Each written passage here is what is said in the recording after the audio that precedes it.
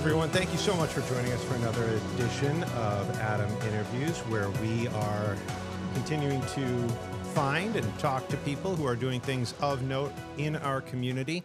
And before I introduce our guest for today, I just want to step back in time. 2011, my wife and I moved back to town. Obviously, as you know, I grew up here, but we had moved away. We lived in Syracuse, Boston, Colorado, and wherever we went, we realized early on that both of us were foodies, and we loved, and not just, high end. We loved that when we can afford it, but we also just loved people who cared about food. So whatever that looked like, if it was a taco stand, it didn't matter. And when we came back to town, we were really looking for that kind of community, because that's really what the food scene is. It's a community. And there really wasn't a whole lot. We just didn't know what to expect. There was Two Vine, of course, which was famous and had been around for years, even before I left town. And then we discovered the Revelry. And there that was our first big splash into the culinary scene locally. And we found some incredible people behind the bar. And then we met Josh and Jenna Miles that had really started this whole thing. And I'm forever grateful, because it allowed us to transition back home, which is never easy. When you come back home, you got a lot of moving parts, and so you had a kid into the mix. So a place to go and just grab a great bite, make it casual, or you could fancy it up a bit. And so we're going to talk about a lot of things with Josh Miles, who's here with us now. But first, let me just thank you for offering that to us when we got home, Josh. Absolutely, I appreciate that, Adam. Yeah, I know that you guys loved it, and just having you talk about that really brings back such a special time in, I think, Rochester's food and beverage history. And a lot of lives were changed in the process of that, not for our employees, but guests. And, so really fond memories, and still great to have it still open as we sit here, 14 years later. I know. It's weird that I ended up working just a couple blocks away from it. It's over on University if you want to check it out. What inspired you to start? Was that your first baby, so to speak? Yeah. Okay. So I'd moved here in 2009 to work for Wegmans. I was working on Kiowa Island in Charleston, South Carolina, and myself and several others were recruited to come help Wegmans in their hospitality operations. And what we did was we shut down a restaurant that was operating for years called Tastings and opened up Next Door Bar and Grill in 2009. And several years after that, I decided that I was more of an entrepreneur and wanted to really, dive into that. So I was going to move back to Charleston to open a restaurant with some guys out of California. And several of my regulars from here were like, you can't leave this community. You need to keep making an impact on it, and we'll back you. So, what started as a conversation between me and three other individuals, I went and got 11 people to raise the money together to open the Revelry, which was my dream. And, we never looked back and stayed here and, continued to grow business here. That's an incredible story. I mean, was it tough to leave and then stay away from South Carolina? Very much so. I was at the point where I worked for a very big business in Charleston. And let's just say the CEO, you didn't talk to him. When he came through, you don't look at him. But then here I found myself, I got interviewed by Wegmans, and the final stage of my interview was sitting in Danny Wegman's office. Huh. And he actually, talked to me like a normal human being and asked me what I like to do. Right. It was and at that point in my life, I was worked, 80 to 90 hours a week. I was a number. And coming to Wegmans felt like a different cultural step and a new opportunity to expand for a very large company. And, I came here and did it. I had a great time with them, but, I needed to do my own thing. Yeah, absolutely. And before we get to how the business has expanded, some of the environmental factors that you're handling right now, and a big charity that you're in charge of, I would be remiss to note that most accomplishments aren't done in a vacuum or by alone, and you've had a great partner in Jenna as Absolutely. well. So that's got to be. It probably comes with its trials and joys, being so close to being a partner in both ways, so to speak. 100%. It's one of those things where you're working with your wife is a very challenging thing. It's hard working with your spouse. Let me put it that way, not your wife. Yeah. But when you're co-aligned on making something very integral in the community that it can make such an impact, there's a lot of, glory that comes out of it and a lot of great things. So we've both worked painstakingly hard at growing, changing, evolving the company, and stabilizing, and sometimes, and so been through some really great times and some really hard times. Yeah, I mean, I can't even imagine. So because I don't want to miss anything or get anything wrong, why don't you go through the list of establishments that you have a hand in or own at this point? We have 6 restaurants that we own and operate, which is, we'll start with the Revelry, which is closest to us. We'll kind of move that way. Down the street from that on East Avenue, we have Anthology, which is our music venue, which is 900 capacity live entertainment space. We have Ziggy's, which is our, I like to call it a neo dive, an upscale dive bar, if you will, but just a good place to go have drinks and watch sports if you want to, or hear a DJ on the weekends. Bitter Honey, which is our Mexican-American restaurant, which is right outside of the public market. Then we have Velvet Belly, which is inside the public market, which is an open kitchen, wood-fired grill with sushi. So seafood, red meat, and a lot of seafood. Then we have Bronca Midtown, which is in Tower 280, which is right beside our newest endeavor, which is Patron Saint, which is our steakhouse. Yeah, and a lot of people loving Patron Saint, but also you had a hand in Char way back when, and then Bronca Bushnell's Basin as well. So we opened Bronca, and that was our second restaurant that we opened. And the same week, we actually opened a restaurant called Buffalo Proper in Buffalo, which has since moved on and not there. But Bronca Basin, I sold to my dear friend, and he sold it to another friend, and it's owned and operated by some really great people currently. And Bronca Midtown is ours, though. Bronca Basin is not.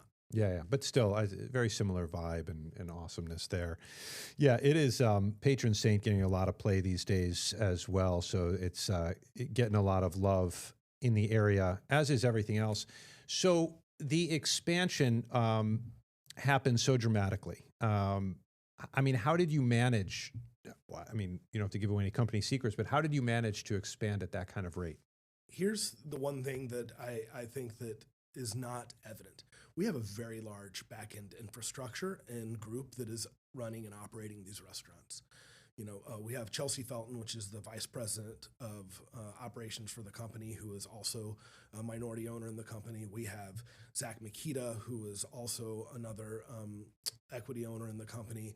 My wife, Jenna, and then we have, a director of events who's looking after all the inbound things. And then I also have my business partner, Tom Riggio, who came into our company probably right after COVID.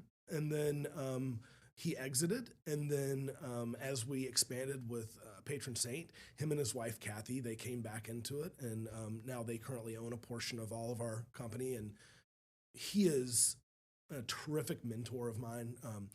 He's partners with Paulie Guglielmo over at Craft Cannery. Just a really fantastic guy. And he had been involved in some very big brand businesses and helped grow them. And he lives in Rochester, and he's from Long Island, and him and his wife Kathy are dear friends of ours, and they've helped us through a lot of this. Yeah, what a wonderful story. I'll have to, maybe that's my next interview. I'll have to go grab him. He's got great stories, from vitamin water to. You ever had lollies? You ever give Isaac lollies? No, maybe I have. Maybe in the past. They're more for children, but they're like organic throat soup. They're for like when your kid has a cough. Oh, yeah. But they're in Wegmans, and he did Bark Thins and Pirate's Booty. He's a guy to talk to. We are Pirate's Booty fans. Yeah. Chodak household. He's Iron Smoke and Craft Cannery. And, wow. So he's got some tentacles into Rochester. Yeah, a lot of entrepreneurs. You're gonna have to create a punch card for all your places. You should have like a take the tour. Of I feel very proud to have been part of what I consider a rise of a certain portion of Rochester. Look, I want to be super clear. I always say this. When people say, "What's Rochester like?" I say there's 2 Rochesters. There's one that is filled with dining and art and and then there's one that there's a section of the community that's very poor, and I don't want to ever ignore that when I talk about these type of luxuries in our life. but part of raising a whole place up is raising the culture of the place, the culinary culture, the musical culture. And I feel very fortunate that when I came back to town, I felt like I was part of that wave. And I don't know if you kind of felt like that as well on the culinary scene, but it just seems Absolutely. like there's been, whether it's with craft beer or the music scene with the jazz festival, just I feel like we're part of a wave. No question about it. Rochester has some really rich culture to it that spans, I think, every demographic that you mentioned and touches it. It's very special. Yeah. No, and the thing is too, it's like in business, they always said we had the big three, of course, with Xerox, Bausch and Lomb, and Kodak. And as all of those three took a step back, a lot of little businesses started. And I think we felt the pinch in the 2000s as those businesses really hadn't come to the fore yet. And we used to have a lot of different establishments, food, and now it's almost a little bit more spread out, which isn't a bad thing. The wealth of culture, the wealth of folks who are contributing in various ways is kind of spread out, and I kind of like that kind of fabric feel of it all. It's amazing. You see it going up and down Monroe Avenue from every extent of it, right? You know, I look at over, you know where Crossman Terrace is? I probably do. I don't know the name. I'm ashamed to say. There's this little alcove of businesses there that are just like, I think there's like a vegan butcher over there. And, Okay. you know, and then Yeah. you go down and you get into Brighton more. I don't know. Yeah, and then you can also span into the city and see different things there. I don't know. I think it's really terrific. Yeah. That's fantastic. Yeah, no, I agree. All right, before I forget, I want to run out of time and not hit this up, but a big charity happening over at Oak Hill, Shoot Big Project. Big Shoot Project. Shoot Big Project. There you go. Right. I got it right the first time. I shouldn't doubt myself, Josh. No. Tell me about it. What's this all about? Okay. So there's a lot of really, I think, cool little stories within this, but I'll take you back. Tom Riggio and I we were looking at our company and we're like, what is one of the best ways that we can give back and really be impactful in the community? And what are we most passionate about giving back to at this time? And I'll take you back several years ago. So I'll take you way, way back. My mother, who's here visiting, is she's the closest person, you know, in my life in terms of like my immediate family from back home, right? Before I was born, she lost a child early in that child's life due to Down syndrome with heart complications. Mm-hmm. And I remember after I was born, you know, I was born at a late stage for her. She was in her 40s in, you know, the early 80s, which was, you know, that was pushing it back then. Mm-hmm. And when I was born, you know, and coming up through that, it was always part of our life, right? I always, it was just something that like left an ink print big time. I remember it affected all kinds of different things within what we had going on. And I always had this spot in my heart for children with special needs, always. And I remember being a kid and being like, you know what, I never would participate in any type of bullying on those kids. And I always, you know, felt tied to it. Mm-hmm. So as I got older and we're back in this business, I was flying back from California one time and I was like, man, when I get home, like I should give my time to special needs somehow for children in the community. And guess what happened? I never did it. I got busy with my own life, my own children, my own businesses, and never did it. And as Tom and I were talking, and Jenna and some other friends, I was like, you know what? Children, that should be our focus. We should throw really big parties and raise money for kids. We need to, you know, tap all the individuals that we have that are of passion, desire, and means to be able to help these children. And, you know, we wanted to be able to do it in health and wellness, special needs, entrepreneurship, so it could span whatever. So we started a non-for-profit called the Shoot Big Project, and it's all about, you know, either it's helping kids realize dreams through entrepreneurship or anything, or helping them with, you know, insecurities they might have in the community for families that don't have any money or are struggling in some way. Mm-hmm. So every year we're going to do some form of, you know, big party. So for the first year, I thought back about, you know, what charity should be, because we want to donate to different charities. We don't want to just pick one and stay with it. We want to make sure that we spread it around. So I had a relationship with, are you familiar with the late, great Pat Brophy? Oh yeah, Man. over at the Children's Hospital. Let me tell you something. What a tragedy. Tragic. Yeah. That, you know how some people you meet and you get involved with in your life and they like imprint big time? That was him for me. And you're not the only person. Jennifer Johnson has the same story. Dr. Elizabeth Murray. I mean, all these people. He came in a, I don't know, like a tornado, and but in a very quiet Pat Brophy type of way. But anyway, I'm sorry to interrupt. Yeah. No, please don't, Yeah. because I'm going to bring Jennifer into this as well. So, I recall, multiple days sitting there with Pat, smoking a cigar and having some whiskey. We both enjoyed that tremendously, and just I hung out with Dan Aykroyd one time for a couple days, and they were very similar. Like, you felt like you were with your long lost grandfather and the stories. Anyway, he left an impact on me. So as we're trying to determine what charity we're going to go with for this first thing, on a Friday night, Jennifer Johnson and Vinny Esposito came into Patron Saint after a gala, and I looked at her and I said, "Oh my God, Golisano." So we're gonna go with him first. So it was a bit of the passion from the Pat Brophy and Jennifer Johnson that led us to do that for this first year. So what we're doing, we've bought out Oak Hill for the entire day on June 15th. And we have 240 golfers that are going to be competing for the right to be the big shooter, right, to have the trophy. Yeah. And through that, we're going to blend hospitality, culinary excellence, and just a rip-roaring good time to give people a charitable golf outing that's, maybe slightly different than what you would normally see, right? And it's going to be a really special big day. That's going to be awesome. Yeah, I'm really excited about it. Are there still openings? I mean, if people are listening, we're currently, to learn about it, you can go on shootbigproject.org. You can register through there. We're about 70% sold at this standpoint. And we've had some amazing local businesses that are coming behind us as sponsorship. CGI's Hello Nation took the title sponsorship. Chase Construction, Ramsey Construction, so good, Billatier Electric.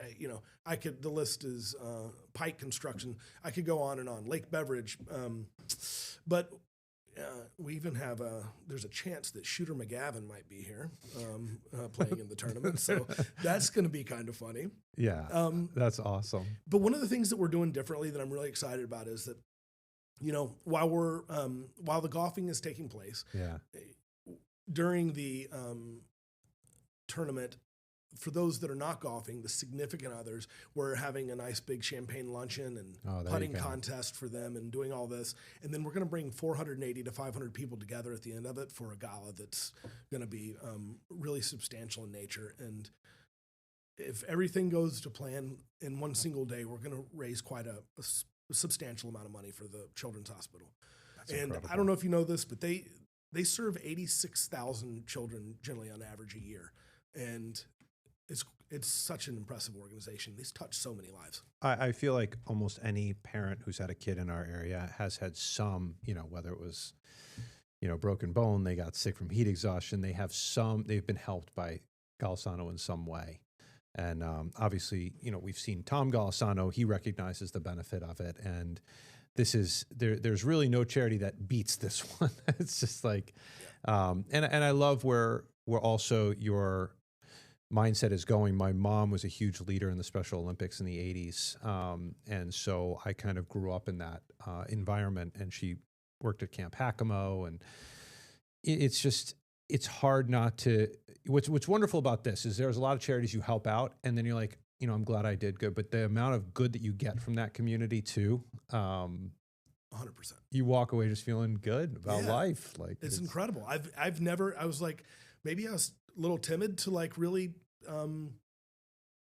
use our network, the people that have supported us to really go after something really large like this. But it's really being really well responded to. Yeah, that's fantastic. 70% filled, and you got the new renovations over at Oak Hill. I'm sure it's going to be beautiful. It is going to be beautiful. We're really excited. That's great.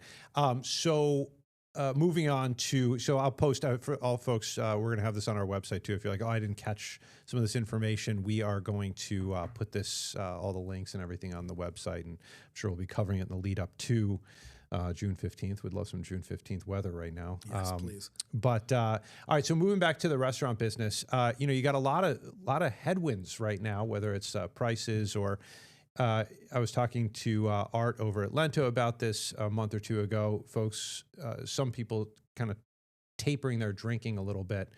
How are you meeting the new demand, if you will, that's out there? Wow. Whew. There is a lot going on, and headwinds is a great way to put it. Opportunities, or, Yeah. the situation, it's been interesting. And there's quite the divide. We're seeing, it's wild because you look at somewhere like Patron Saint and you hear everywhere, oh, drinking's down. But if you looked at the, consumption rate of what people are doing there, it's not fitting that thread. Right. But however, if you were to look at somewhere like Velvet Belly, yes, you're noticing some of that. And certainly some of the younger crowd, like you look at our music venue Anthology, if there's a younger show, generally, we're selling water and, maybe THC drinks or something of that nature. Non-alcoholic beverages are, it's real. Yeah. It's very real. So we're doing everything that we can to kind of move with it. But, I think that a lot of restaurants, I've spoke to other restaurateurs in this community, it's certain restaurants of each of our groups, there's definitely the feeling, we're feeling it. And we need the community to, help support that, because you got to look at it. I look at just our company alone. We employ over 220 people that live and work within the city of Rochester. That's all of our businesses are in the city of Rochester, and they're all, it's a very diverse group of people that are, and individuals that are working for us, and they're all living in this community here. They're not, it's all downtown generally. Yeah. For the most part. So it's like, it's there's a lot of glory out there right now, but there's also, as you mentioned, headwinds. Yeah. It's hard. But I definitely say, like, I go support the RPO, I go to RBTL, and that's the way we look at our restaurants too. And obviously we enjoy it. I'm not saying like this is not a charity by any stretch of the imagination, but if we're on the fence, staying home and ordering, we're saying, let's go out. Let's, we haven't been to here in a while. It's good to support them. That's so great. I mean, that's the mentality you have to have. And, in addition, you get to know the clients, and you can, people look back at Cheers. And one of the reasons you love the show Cheers is because you walk in and everybody knows your name. Yeah. And that's the way it can be at these various places. And so, by the way, I've had to, unfortunately, I say unfortunately, it's not like I was ever too deep into the sauce, but I've enjoyed beverages over the years. I'm on a medication for my eyes. I've had to take it back quite a bit. But I will gladly spend money for a mocktail, because people are not serving Shirley Temples anymore. These things are incredible. And I love the NA beer selection that's out there right now. Yeah. The game is good right now out there. It is. It's way better than it's ever been. And mocktails across all of our finer dining establishments, all of our dining establishments, there's a lot of them being sold. And we have a team that has really grown to do a really good job with them, for sure. Yeah. And you know what? It helps me appreciate sometimes you especially I'd go to Revelry and you have a drink at the bar before you go eat, and then you have a cocktail before the food comes. And next thing you know, you might not even, appreciate the food. I find myself appreciating the food a little bit more now that I'm taking it easy out there. Yeah. Yeah. So there's changes, and, it's just the ebbs and flows, and, it's just like the beer industry, right? There's a correction going on. And, I think that people that are, going to look to it and smart to it and wise to it will make sure that they ebb and flow with it as well. And it'll all work out. Yeah. What do you think the landscape looks like in Rochester? I mean, let's go, 15, it's been 15 years, since we got back, and, we got, Revelry off the ground and everything like that. What does it look like, let's say 5 years from now in our area, do you think? So I think about this often. There's one thing that I really like about Rochester, and that I think in multiple different ways, we don't rise too high or fall too low above this mid-level. Yeah. Right? There's not like these major spikes, and our economy is pretty stable. Yeah. For here locally specifically, and I think maybe I'm also just looking at it from a restaurant standpoint. But if you look at 15 years ago versus now, we're saturated slightly as compared to there. There are so many great food and beverage establishments. Yeah. But we don't have a community that's growing at the rate that we've grown to. So, our company notices that, which is why we're not, involved in any other growth in this community right now. But at the end of the day, I think in 5 years, I think what you're going to see a very refined level of what we have now. Okay. I think that there will be some closures that happen that are, I'm sure we will end up closing some things that just either maybe need to be moved or just maybe their time has been done. But I think you're going to see a level of refinement where like maybe there's not, I'm just using weird numbers here, but maybe for 100 places that could be open right now, you're probably going to be looking at 65 that are really good. Mm-hmm. I think that's what's going to happen. But, we, the community, the food and beverage community really rocket shipped in 2012, 13, 14 and exploded. Yeah, and we're seeing it in the craft beer industry too. There's a pairing that goes on with that. Now, on the flip side, and I've brought this up a few times in various interviews, and we got a couple minutes left. I do wonder. You got Micron coming in and Clay. I know that's in central New York, but you look at your hometown of Charleston with the water rise and whatnot, and you've got wildfires in California. We've got hurricanes in Florida. There remains the possibility that one day, in the not too distant future, we do see a surge of people here. Yeah, that's a very good point. I don't know. I look at Charleston. I wouldn't even quasi consider opening a business there. And the cost to do so down there, I mean, people, I asked a friend the other day, and I think that unless you come rolling in with $2.5-3 million, you're not opening anything. And that's not, I'm talking about, that's not that's not buying real estate. That's taking somebody's building and retrofitting it. And, price per square foot on leasing down there is in the mid 50s. Yeah. That's Rochester incredible. is in the high teens, 20s, mid 20s, if in really different scenarios. But yeah, I think that we're, pretty covered here. Yeah. In terms of same thing, like in comparison with the economy, right? Pretty steady Eddie. But we don't have to deal with any of those radical feats of nature. Yeah, exactly. And look, I love that you placed yourself downtown. It comes with risk because there wasn't, when you were doing that, there wasn't a guarantee that people would come downtown. And now we know they will. There are people living downtown in record numbers. Here's the thing. Yes, it's happening all around us. And I look at when we opened Bronca Midtown in Tower 280, so many people are like, Josh, what are you doing? Right. Like, are you crazy? And look at it now. It's been 10 years and it's been a profitable business for me for 10 years. Yeah.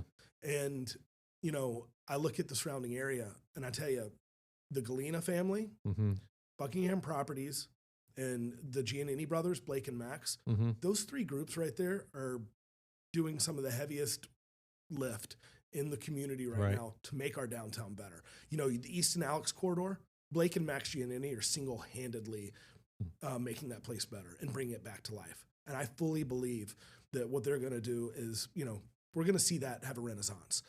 I look at Andy Galena and his sons and what they have going on down around us. And, you look at Innovation Square, right? And the buildings that they've had their hand in over there, everything's, thriving. I mean, they're doing hard work. And, I sit and listen to them talk about it and, they're putting their skin in the game. Yeah. Same thing with Buckingham Properties with Tower 280 and 260 beside us with Butler Till. There's some really vibrant things going on. They're actually utilizing Patron Saint as a work study right now. Oh, wow. That's awesome. For how successful it's been in an urban environment with, what it's been compared to. Yeah. Well, let's keep it going. Josh Miles, thank you so much for coming in, talking about the Shoot Big project and everything happening there. Again, we'll have the information up online, but really appreciate your time. Yeah, Adam, thanks for having me. All right, Josh Miles chatting with us, a restaurateur in town with his wife, Jenna. And you can check out all of their restaurants online. I'll put links, all of that stuff. But as always, thank you all so much for joining us for another edition of Adam Interviews, where we are continuing to find and talk to people who are doing things of note in our community. And with that, I want to thank you so much for joining us. Please tell your friends and family about the Rochester First app. Take care, everyone. Bye. Get the Rochester First streaming app today for everything you love from News 8 On Demand, plus exclusive shows you won't see anywhere else. Search ROC and download for free on Roku, Amazon Fire, and Apple TV.